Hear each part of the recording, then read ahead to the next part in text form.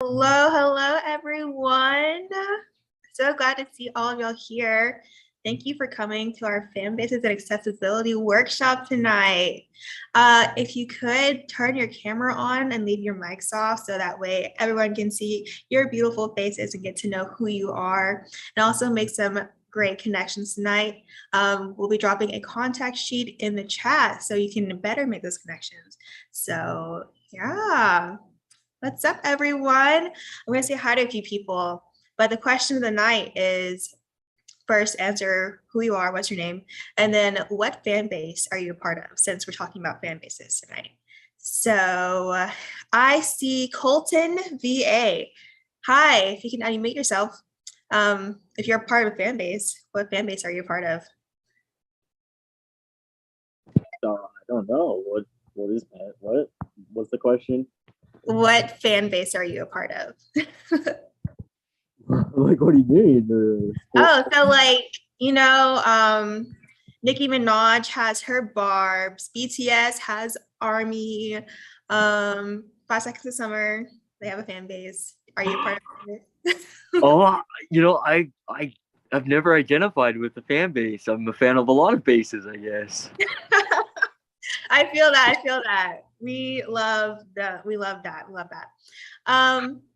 Let's see, Savannah Lamb, if you could unmute yourself, tell us who you are and if you're a part of a fan base. What fan base are you a part of? Glad you're here. All right, we're gonna move ahead. Alicia. Oh, yeah, Alicia, go ahead. Hey. I don't know what Summer Walker's people are called. I don't think my people have like titles. Like back in the day, I shamelessly liked Chris Brown. That was Team Breezy, whoop whoop. But we don't claim him anymore. So I like Summer Walker. I like Moneybagg Yo. I like G Herbo. Yeah.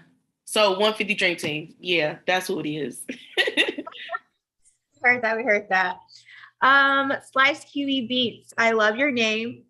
Obviously, if you could unmute yourself, tell us who you are and what fan base are you a part of, or if you have your own fan base, since you seem to make beats. Hey everybody, I'm Slice QB Beats. I'm a music producer. I wouldn't say I have a fan base, but a fan base I'm part of. I guess Type Creators fans. I don't know does his fans have a name? Anyone in the chat can tell us if they have a name, because I don't know that. I should know that. But that's cool. That's what's up. We'll ask a couple more people and then get into it. Taryn. Oh, Savannah, are you here now? Lamb? All right. No. Taryn Bolwinski. I think I slayed that name. Yeah. You did good. Oh, yes. Yeah. I don't know. I'm a lover of all things, all cool things I'm a fan of. So I love it. Also, where are you coming in from? Where are you based? I'm from Chattanooga, Tennessee. Cool. We're all over the place here at Finessed Media, literally all over the place. Last one more person. Kayla Perez. Hi everyone. I'm a fan base of Bad Bunny. He just released another album last night. Well, technically today, but midnight. You get what I mean. Friday new music, but you get what I mean. Yes, we love Bad Bunny. Such a showstopper. All right, well, let's go ahead and get into what we're here for. So thank y'all again for just being here on a Friday evening. You could have been anywhere having fun, but I'm so glad y'all can have fun with us, the Finesse family.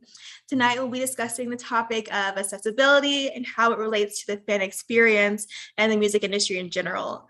I imagine most of us in this room have it in the back of or front of our mind that we want to make an impact on the music music industry to make it more inclusive for everyone and just a better experience in general in whatever way we participate.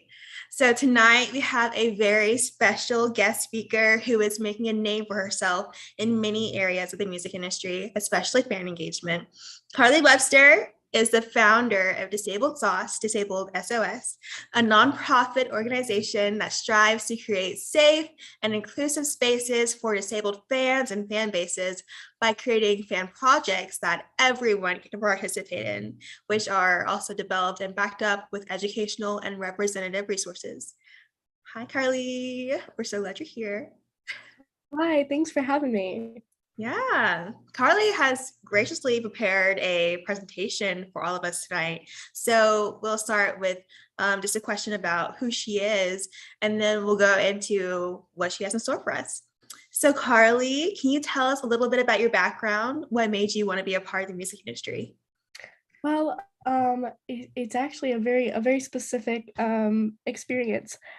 So I am a big fan of 5 Seconds of Summer. You'll probably see that from my presentation, but I went to one of their shows in 2018, and I was it was only like my second or third, actually probably fourth or fifth GA experience, so I was still pretty nervous. I knew that 5SOS fans were kind of passionate about getting barricade and stuff like that, so I was a little nervous.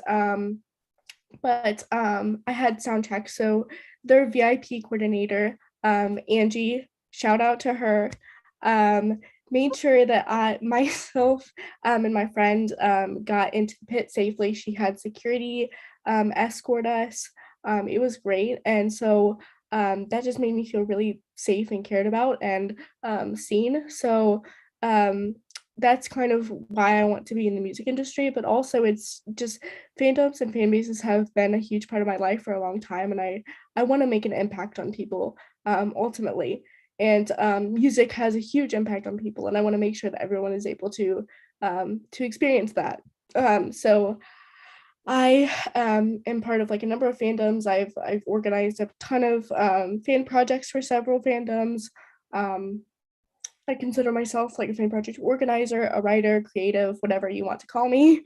But I do a lot of different things, especially this year. My schedule is kind of all over the place. But I'm glad that I'm getting some opportunities because if you'd asked me like a year and a half ago, if I ever thought I would be in the position that I am, I probably wouldn't have believed you. I also, a year ago when I graduated high school, I wasn't sure what I even wanted to do. But I think over time, as I've gotten those experiences and those opportunities, I'm like, I'm kind of sure now.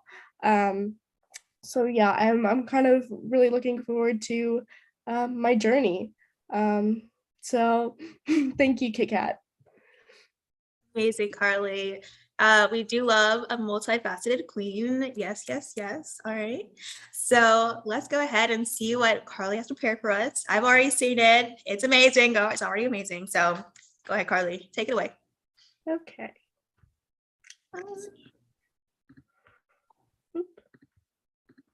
I can't screen share. Mia, could you give her screen share abilities, please? Yeah, just 1 second. All right. Well, just to warm up the audience, if everyone here is excited, please unmute yourselves and give us a big woo woo. I want to hear everyone. Woo woo woo! Carly. Yeah. Oh, We are here for you. Big Carly fans, as Kit Kat said. There we go. There you go, Carly. There, yay. Okay.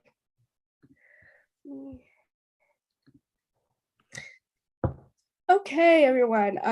First of all, I want to thank you all for coming. Those of you who are watching on YouTube, thank you for watching tonight. It really means a lot to me that people want to have this conversation, and I'm so excited to have it with you. And hopefully you're able to take away a little bit from this and apply it to your life, your fan bases, fandoms, whatever it might be. So the first question I want to ask is, how many of you know of a person who identifies as disabled in the music space?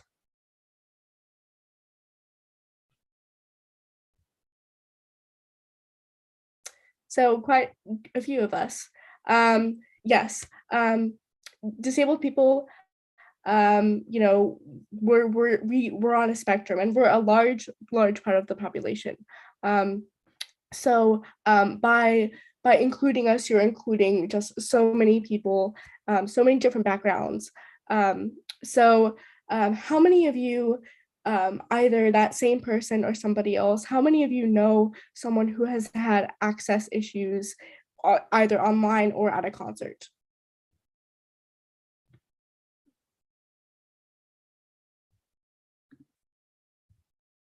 Yeah, that it happens very often, and this is why we're having those conversations. So let me get into the presentation. So I'm going to talk a little bit more about myself. I'm currently a student here in Ohio. I'm a liberal arts student, so I'm looking to transfer to a school for music business one day, but not sure where just yet. I am disabled. I have cerebral palsy. I was born with it. And as you can see, I use a walker. It's mostly what I do for shows. That one, actually, funny story. I call it the Lamborghini of walkers, because it's just great compared to my last one. It has a seat and everything. So I believe the first concert I went to with it was Harry Styles, and I'm so glad that I had the seat, because, like, you know, yeah. And I am an aspiring music industry professional. I'm not sure if I would be here if I wasn't. So I really want to work in VIP coordination, merch management, fan engagement, anything that involves fans, because I care about fans so much. I am one, and I just want to make an impact on people, like I said. And I founded DisabledSOS in 2018, the summer of 2018, and we'll get a little bit more into where we came from next. So I'm going to talk a little bit about our origin story. We actually started as a hashtag in 2016. Myself and some other disabled fans wanted to create a hashtag where disabled fans of 5 Seconds of Summer could share their stories, and, you know, ultimately just have a space to meet each other, to talk about their stories, to thank the band, whatever it might be. So we ended up typing up a little notes app thing, like talking about it, what it was, everything like that, our handles. We put it out, and before we knew it, we were trending number 3 in the UK and number 5 in the US. So that was huge for us. You know, we had a ton of people were sharing their stories, and it truly went from just an idea to something like bigger than any of us alone. And as you can see in the middle picture, 13-year-old me was pretty ecstatic about that. Still makes me really happy to this day. I'm really proud of where I've come from that. So yeah. Does anyone have like any questions like about where we came from? Because I can talk all day about it.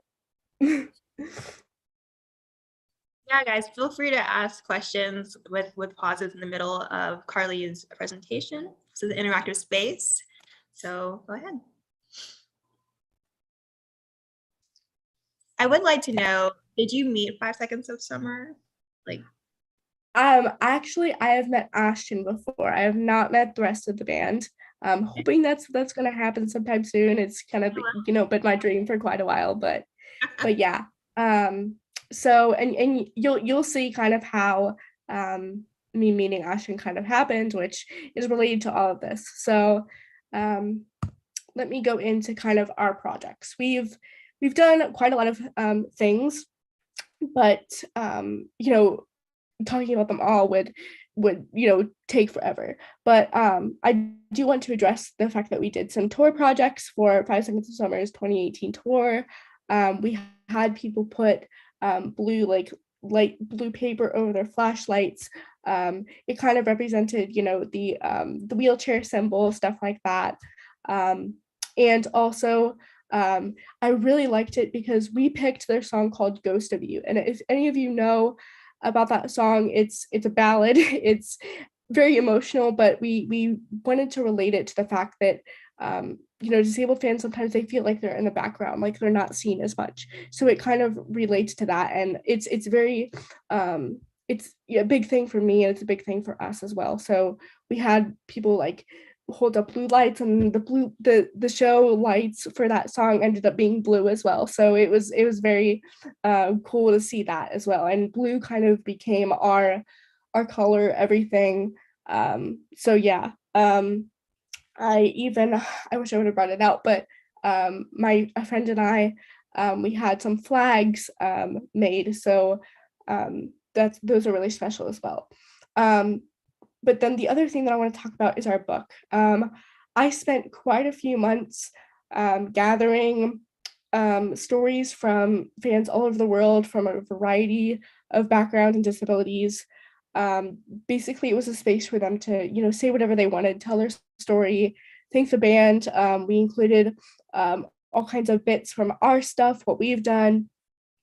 And it was great. The best part of it, though, was the satisfaction of being able to give it to the band. And for me, meeting Ashton was not about, okay, I met him. It was about making sure these fans' voices were heard, and that I had almost kind of promised that it would happen. And I vowed that it would happen. And I'm so glad that it happened when I thought it would. I was like, I'll try to get it to them like the first night of tour or whatever, and it happened. So I'm super, super happy about that. And it still means a lot to me. I do sometimes miss the book. Like, I'm like, how's she doing? Like, yeah, it was so great putting it together. So great reading everybody's stories and understanding just the massive fan base that we have, and everything like that. So, and I also want to mention that we have some pretty exciting stuff coming up for 2022, 2023. Should I give a little bit of a hint, Jordan? Please do. Been waiting for this. Okay. Okay. So we are currently in the process of working through a live stream event that will be, right now it's exclusive to FiveSOS fans, but we will be having a talent show type thing where fans can kind of, do whatever they'd like, and kind of just, appreciate the talent and the passion that fans have for not just music, but for everything else in their life. So there's that. And then something that I also want to mention is our upcoming street team initiative. So we are actually going to be rebranding soon and expanding beyond the FiveSOS fandom. We will still have a division for the FiveSOS fandom, but we're going to allow other fandoms to kind of sort of represent what we do, have their own sort of disabled fan type initiatives if they don't already. So we're hoping to kind of expand that. And if any of you guys, have your own fan bases or know of, update accounts that might be interested, let me know. We're still working through a lot of stuff, but that's some of the exciting stuff that we have coming up. So stay tuned for that. I hope to, see some of you hyping that up, whatever. But yeah. So let's get into the meat of this event. What does accessibility mean? The general definition is like, making it so that, people can like get to something. But in this sense of accessibility, we want more than that. We don't just want people being able to get into the door of a concert. Like that's great. They were able to get in, but what is their experience going to be like once they're there? Are they able to access the merch table? Are they able to access the bathrooms? Is the lighting safe for them? Is their view obstructed? Things like that. So we want to make sure that they are getting an equal experience to everyone else, regardless of what situation they might be in.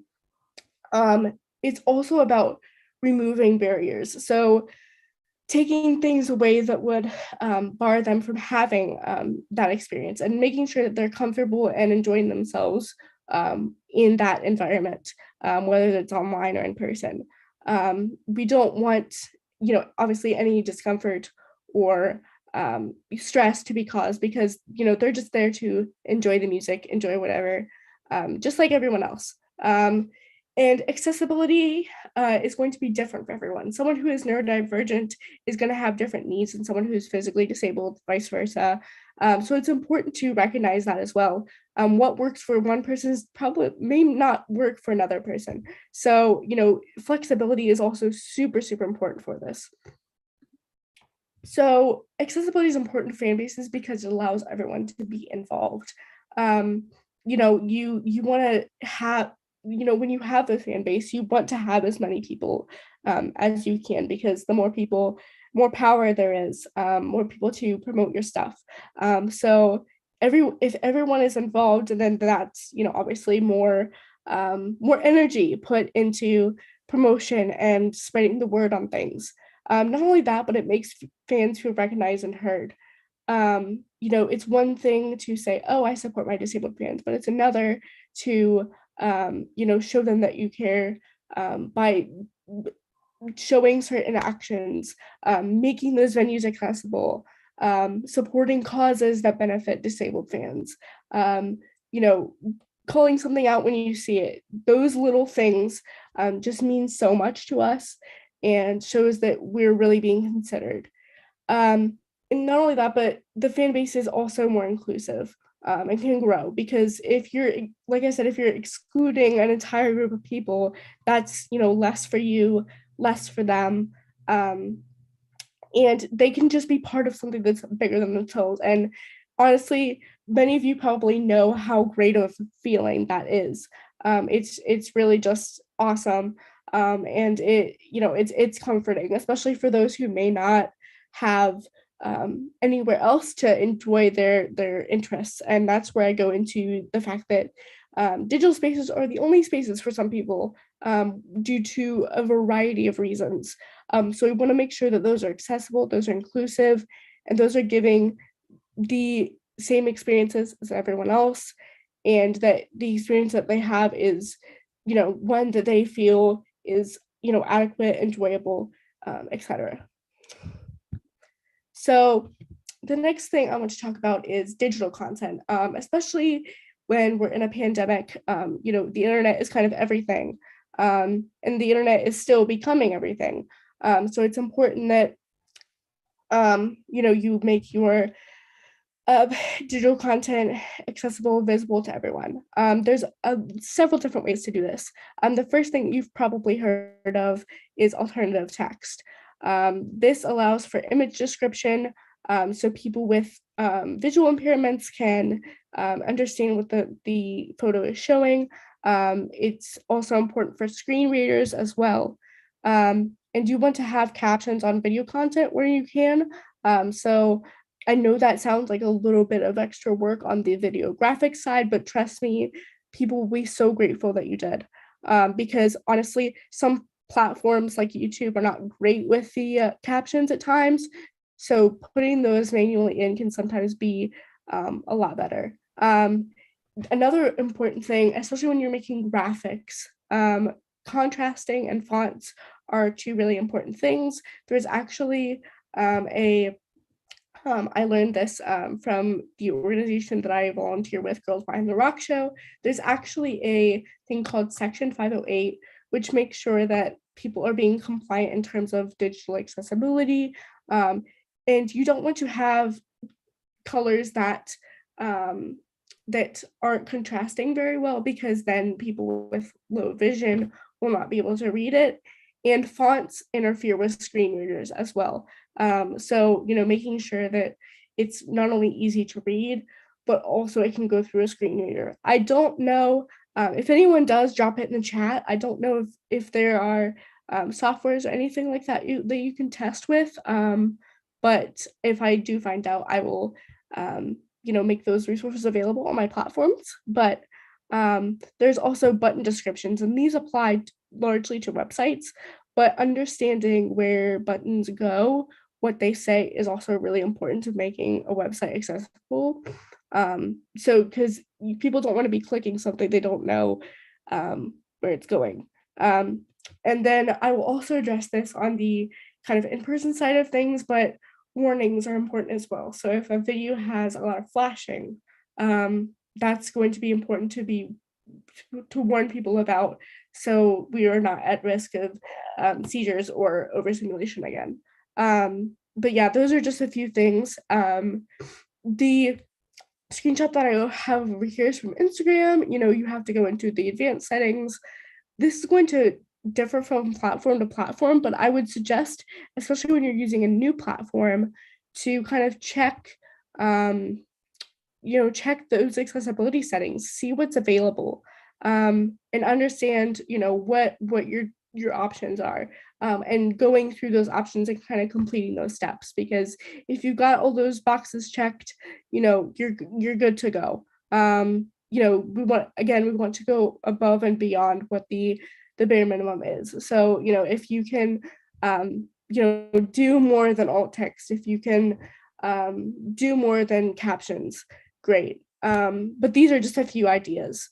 And again, if anybody else has any ideas, drop those in the chat as well. So I want to also touch on the fact of events, because fan bases are also present in events as well, because they're all gathering together to enjoy a concert, to enjoy an event. So we want to make sure that those venues are accessible. I know that some smaller artists may have a little bit more control over these venue choices than bigger artists, but the important thing here is that you are involved when you can be. So speaking up, Have Access, which you'll hear about tomorrow, has a huge database of a bunch of information about venues across the country, across the world, and their accessibility information. So they are a great resource, and I would highly recommend checking them out. Great organization. Cassie, who is speaking tomorrow, is great as well. So yeah, I highlight kind of 3 different things with this. The first being communication. You want to make sure that you're communicating with your fans and with the venue to make sure that all needs are being met. So if you're getting a DM from a disabled fan that says, hey, I'm having trouble getting accommodations for this venue, can you help me out?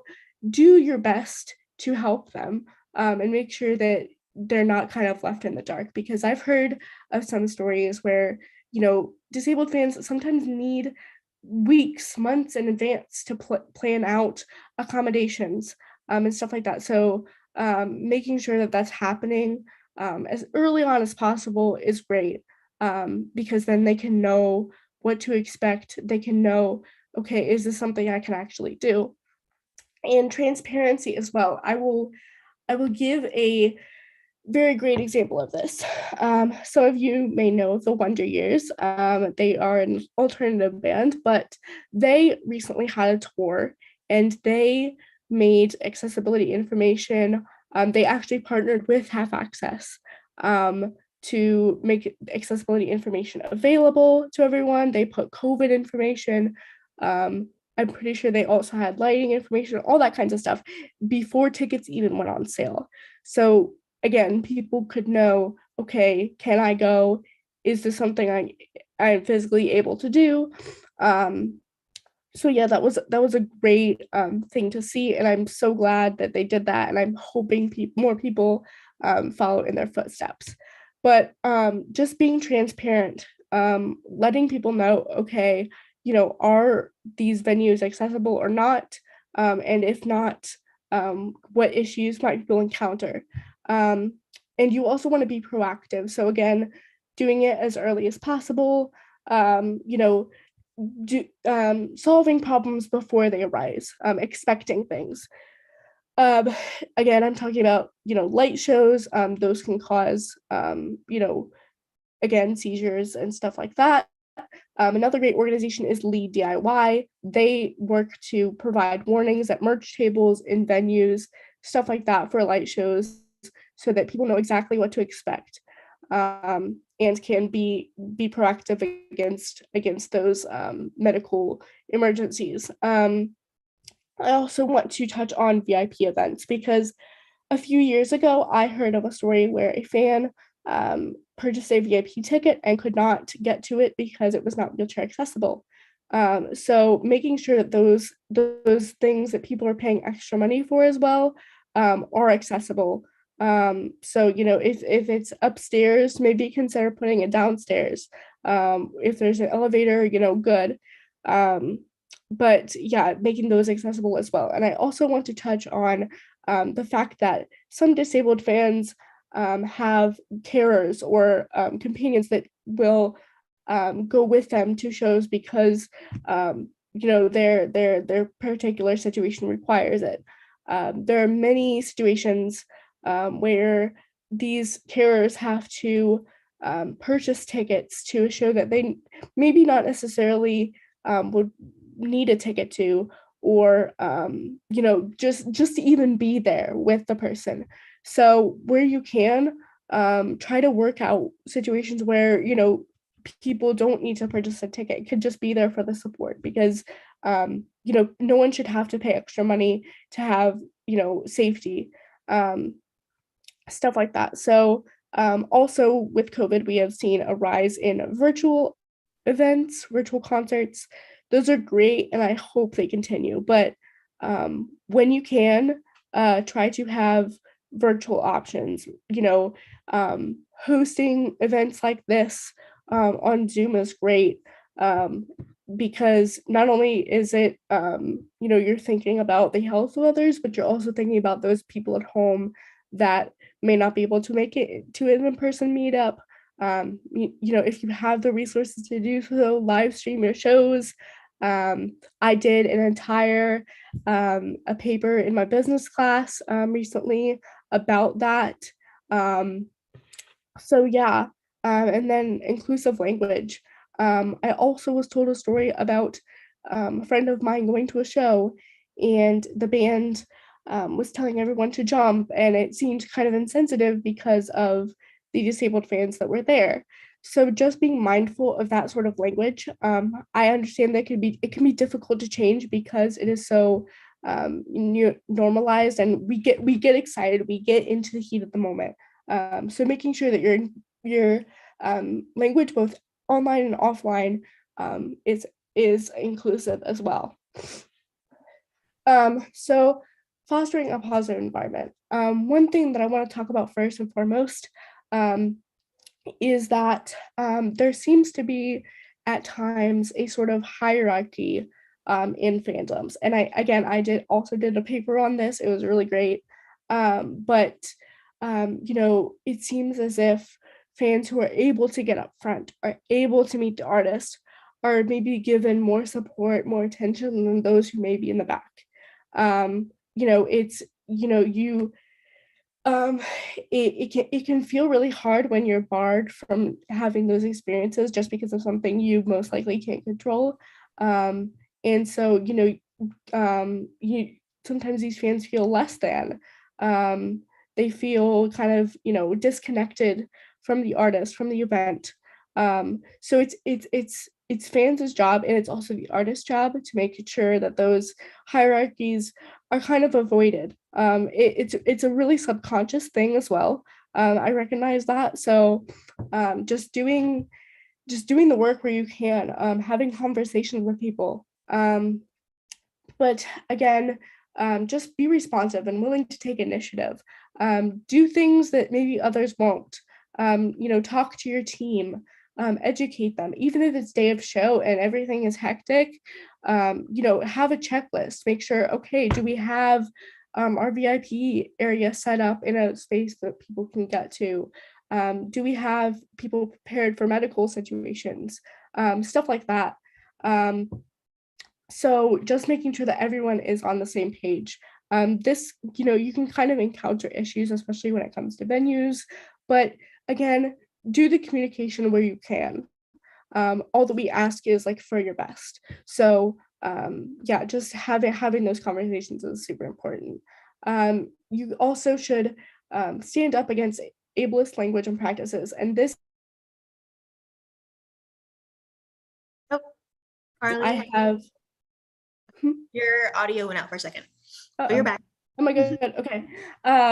Because there have been conversations about disabled people being at barricade at concerts, and so it's important for us to recognize that, hey, not everyone is gonna be able-bodied or have the same experience, and so sometimes we're going to need accommodations that may not be usual or expected. So if you the basic thing here is, if you see something, say something, and that goes for anything. So yeah, it can be super hard to like change language because it is very heavily embedded in our society. So I don't blame anyone, but just there are plenty of resources out there about ableist language, and I encourage you to kind of look at those, see where you can kind of change things, and trust me, it makes a lot of a difference. The last thing here is, just don't be afraid to ask. We're always willing to answer questions, barring that they're appropriate. But if you're wondering whether someone does or doesn't need something, just ask them, because only the person who has that experience is going to know. Don't assume, because someone who doesn't need help may be uncomfortable with receiving help. So I also, important thing here is, us disabled people, we discuss our mobility aids and how those are like an extension of our bodies, and we don't like when people touch them without permission. It's just those itty bitty things that really, can make or break a situation for us. So I want to go ahead and open up the floor for questions and discussion if anybody has anything. Yeah, thank you so much, Carly, for just enlightening all of us about this topic. I put in the chat that my eyes are like really opened right now. I've learned so much from you, and that I'm even the smallest of things I never would have thought about. But if anyone has a question, feel free to raise your hand, or you can just ask it. I think I saw Kit Kat ask a question though. I want to ask it to Carly. Yeah, so thank you again, Carly. You are a rock star through and through. Earlier on, and this sort of began to be answered in the chat, but earlier on, you were talking about connecting with venues and communicating about your needs as a disabled person. And so what are some of the best practices for you, or in your experiences and what you've heard in connecting with the right folks? Because there are a lot of people involved in live events, so. Yeah, sometimes venues will have a specific accessibility person. Sometimes when you email, it's kind of just a general person, and that can be really difficult because it's kind of like email tag or whatever, phone tag, whatever they call it these days. But it can be a really, really messy situation. So yeah, I think the more that we talk about those resources, the better. But I have personally had a pretty good experience with that. A couple of the venues I talked to kind of arranged for a certain person to meet me at the venue before the show, and walk me in or whatever, or allow me to go in early, whatever it may be. But other people have had, kind of worse experiences. They've been kind of felt belittled by staff. So I don't think there's any definitive answer, because it does just vary from place to place. But I would just say, we just say, well, we're we try to be as clear about our needs as we can, but just, I guess, making your resources and your contact information clear is really, really important. Having an open mode of communication is important, and it makes a difference. I hope that answered your question. It does. I've definitely got a couple more, but I see a lot of hands raised, so I'll message you privately if that's okay. Okay. Cool. Julia, you can ask your question. So my question is what is the best way we can advocate as like an ally for like our like disabled peers and such without like overstepping within like these like music scenes or just like as industry professionals ourselves? Right. So you know, there's always a lot of dialogue around this going on, but I would say kind of as like general rules, like just let us talk about our experiences and kind of just willing to listen, because sometimes, especially when we experience ableism, is very difficult for us to talk about, as with any form of oppression at all. So yeah, just being willing to listen, and speaking up for us when needed. I mean, I haven't had any bad experiences, but I know of people who wish people would have spoken up for them at shows. So if you see something, say something, and don't be afraid to like ask someone if they need help, but respect boundaries as well. So yeah, I personally, I don't really have anything specific other than that. But yes, don't assume that we want your help. Because like I said earlier, our mobility aids are extension of our bodies, and that just it feels uncomfortable and very honestly can be violating. But yes, I will say that I'm a very stubborn person, and I don't like accepting help, but sometimes I do need it, and will ask for it. But it's going to vary from person to person. But I hope that answered it as well. It did. Great. Thank you, Kalia. Alexi. Thank you, Jordan. Hi, Carly. This is such an incredible event and workshop that you're hosting. And also thank you to everybody who's a part of this. It means a lot for all of you to show up on a Friday night to be a part of it. But Carly, I wanted to ask you, so obviously Finessed Media hosts tons and tons of events online. And I'm really curious to know if there are additional ways that we can provide better opportunities for folks with disabilities to have a better experience on our virtual events, or just for anyone that does host virtual events. Yeah, so I see that we had turned on live transcription. That is great. Anytime you can include in captions is great. I also have seen in some events sign language interpreters. So when you can have those, that's great as well. I don't know of anything else because I obviously don't speak for the entire disabled community, but just oh yes, Jen, that's a great suggestion. Just again being open to those needs because it's going to be different for everyone.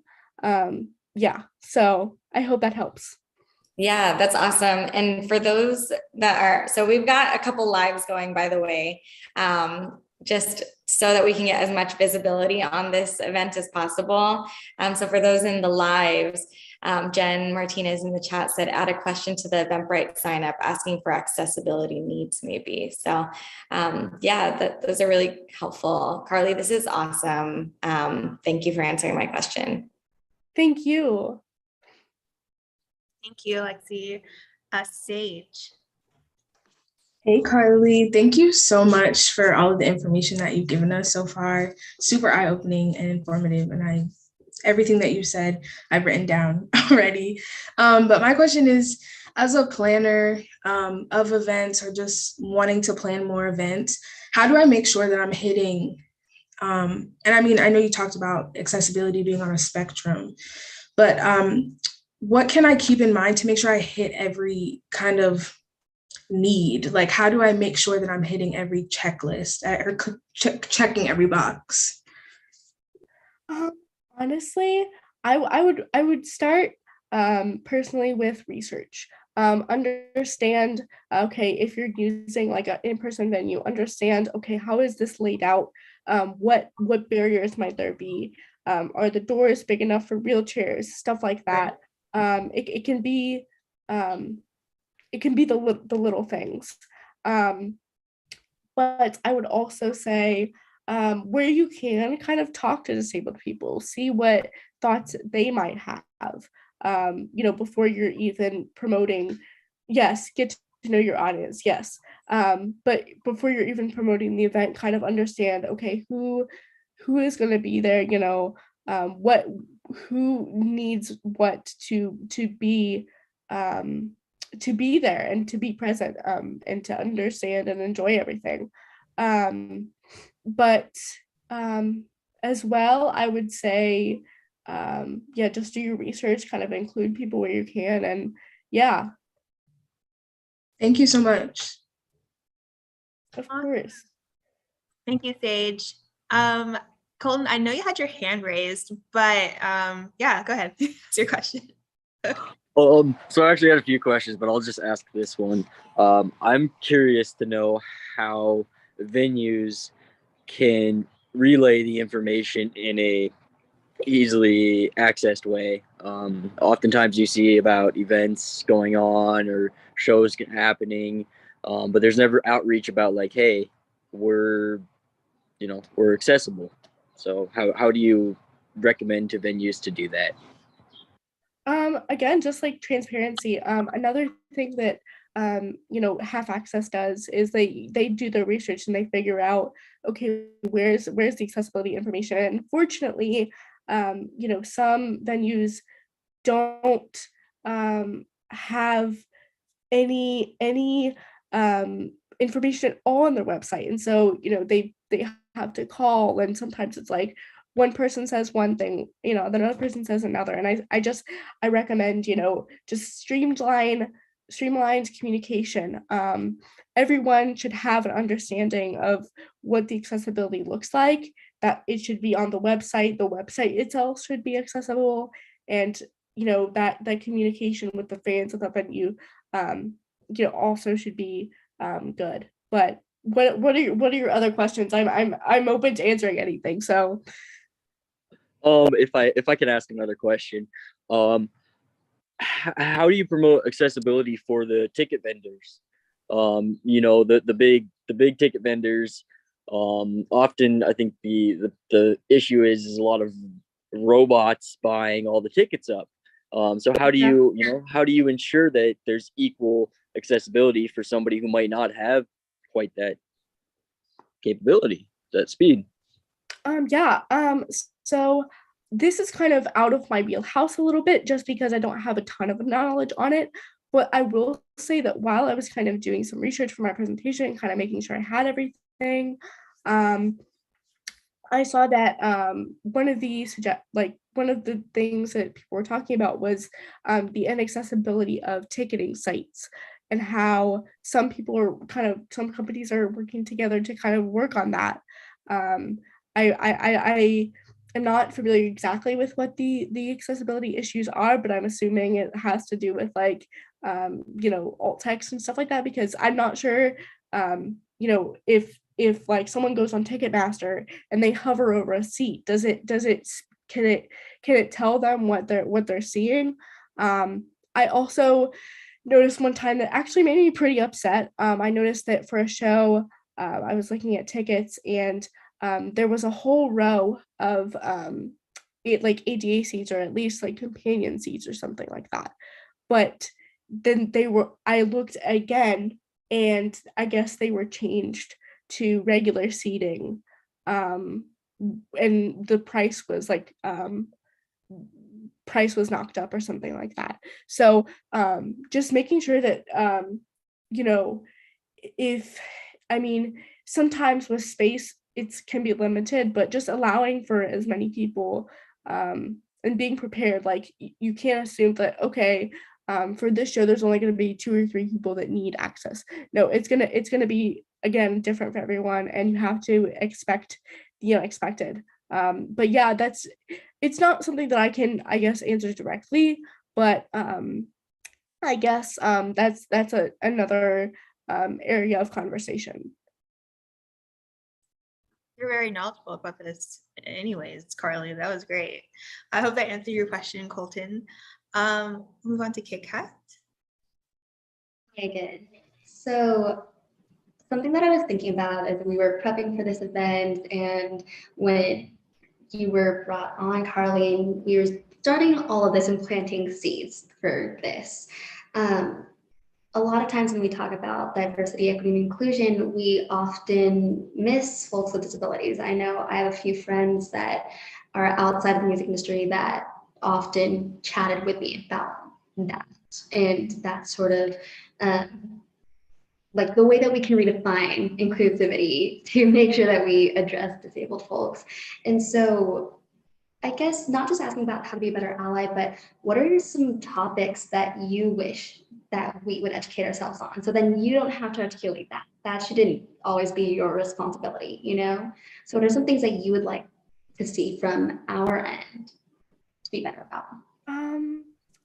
I guess just knowing how to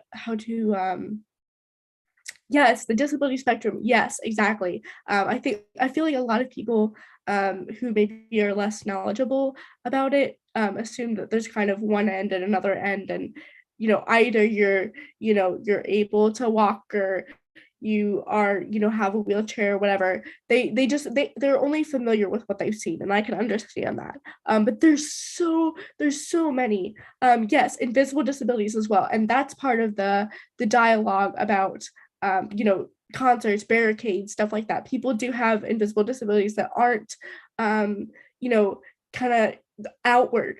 And so it's great to never assume. But back to kind of what I was talking about, just knowing how to pursue appropriate dialogue, knowing the right questions to ask and kind of where those boundaries lie. Letting kind of people speak for themselves, kind of knowing where to draw that line. Another thing that I wish we kind of talked about is I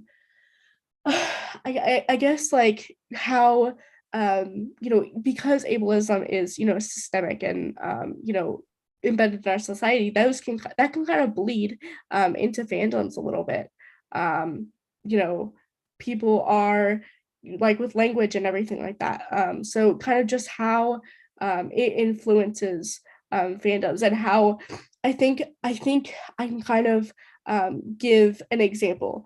I love the fact that people put on like streaming stuff like that so that the songs can get streams up and get on the charts and stuff like that. I love that. But I feel like some people miss the point, and they were like, some people are like, okay, if you don't stream, you're not a real fan or something like that, or you need to do this and this. Obviously there's technicalities with streaming, but I feel like some people do forget that not everyone is able to do that 24 hours a day. Not everyone is able to put in the same energy, and I don't think that makes them any less of a fan. So just respecting energy levels, understanding that I'm gonna use disability language here, understanding that not everybody's gonna have like all their spoons, okay? So yeah, I hope that answers it. It definitely does, and I love the spoons. I love it. Here for it. Thank you. Well, thank you, Kit Kat, for your question. I have a few wrap-up questions for you, Carly.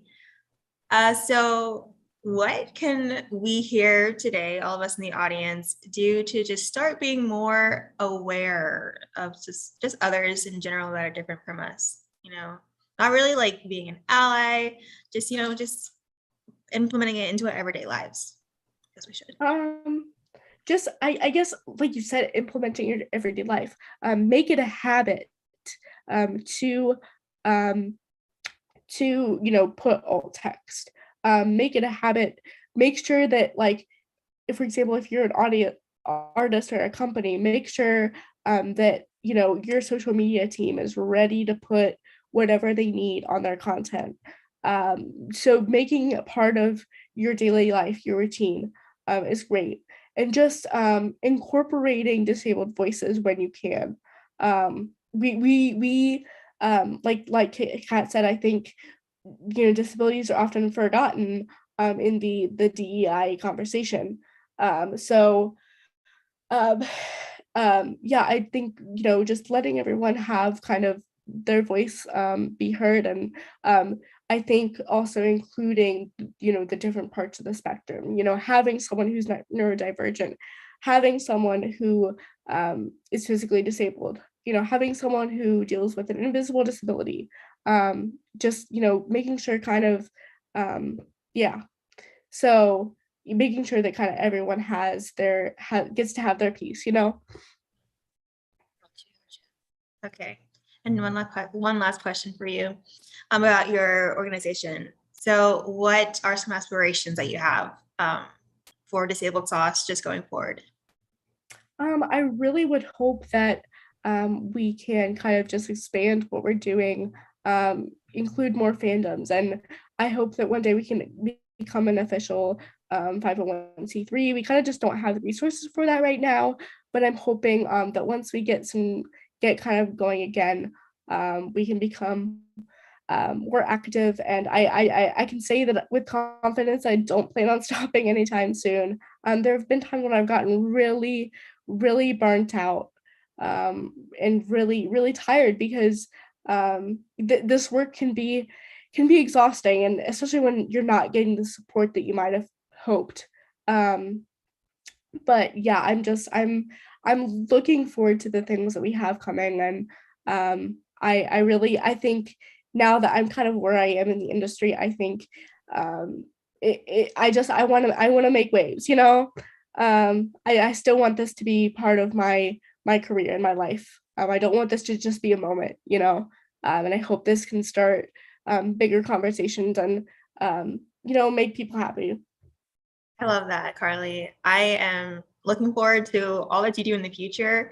And speaking of that, I'm just really excited for your upcoming projects and expansion. I know that you and I have been in spaces like this, but like once you're somewhere with whether virtual or in person, surrounded by people who support and love the same artists, it just becomes another world. And when you create your virtual events and just in spaces with a bunch of fangirls, fan people, the fandom, it'll be amazing just to be in that space. And I hope that we all can be a part of that with you.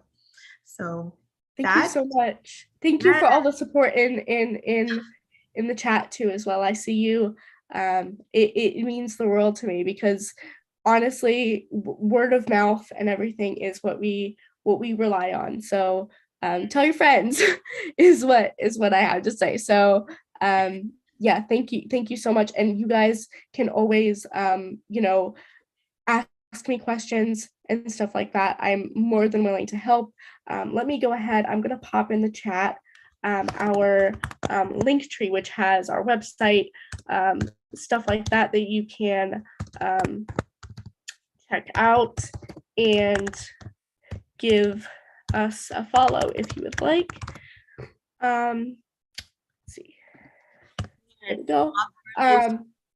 You can check out all of her handles and important links and websites that she's mentioned throughout this event, as well as really amazing people in the chat have mentioned, all on the contact sheet as well. Because everything that has been said tonight was so important, Carly. Just thank you so much for sharing with us.